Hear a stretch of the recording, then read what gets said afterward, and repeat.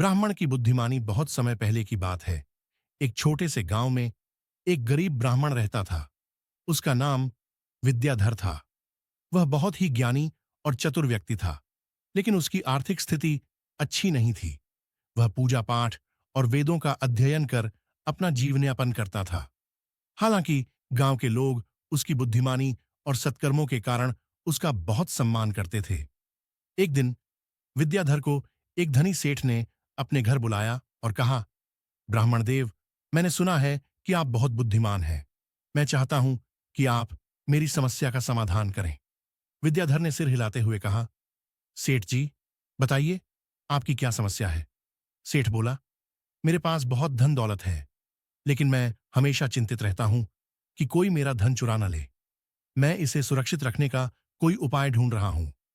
विद्याधर कुछ देर सोचने के बाद बोला, सेठ जी, सबसे पहले आपको अपने धन के प्रति मोह कम करना होगा। यदि आप अपने धन का कुछ भाग दान में देंगे, तो इससे आपको मानसिक शांति मिलेगी और ईश्वर की कृपा भी बनी रहेगी।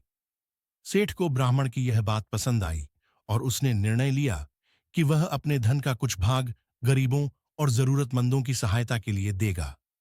इसके कुछ दिनों बाद एक अन्य गांव में एक राजा का दरबार लगा हुआ था। राजा ने घोषणा की कि जो भी उनकी जटिल पहेली को हल करेगा, उसे विशेष पुरस्कार दिया जाएगा। इस बात की खबर विद्याधर को भी मिली।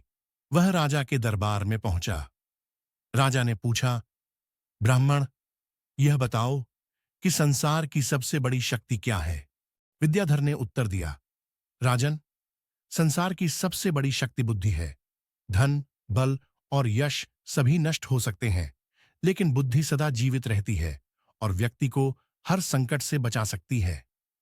राजा को ब्राह्मण का उत्तर बहुत पसंद आया और उसने उसे पुरस्कार स्वरूप स्वर्ण मुद्राएं भेंट की।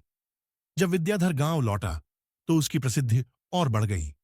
अब सभी लोग उसकी चतुराई और बुद्धिमानी का सम्मान करने लगे। सेठ ने भी उसे धन्यवाद दिया और कहा, आपने मुझे धन के सही उपयोग का मार्ग दिखाया। आपकी बुद्धिमानी ने न केवल मुझे बल्कि पूरे गांव को लाभ पहुंचाया है। इस प्रकार ब्राह्मण की बुद्धिमानी और सत्कर्मों ने न केवल उसे सम्मान दिलाया, बल्कि गांव के लोगों को भी सच्ची सीख दी कि धन से अधिक बुद्धि और दान का महत्व होता है। शिक्षा। इस कहानी से हमें यह सीख मिलती है कि धन से अधिक महत्वपूर्ण बुद्धि होती है। यदि हम अपने ज्ञान और बुद्धिमानी का सही उपयोग करें, तो हम जीवन में हर कठिनाई को पार कर सकते हैं। साथ ही धन का उचित उपयोग और दान करने से मन की शांति प्राप्त होती है। ये कहानी बताती है कि बुद्धि, दान और सच्चे ज्ञान से ही व्यक्ति को वास्तविक सुख और सम्मान प्राप्त होता है।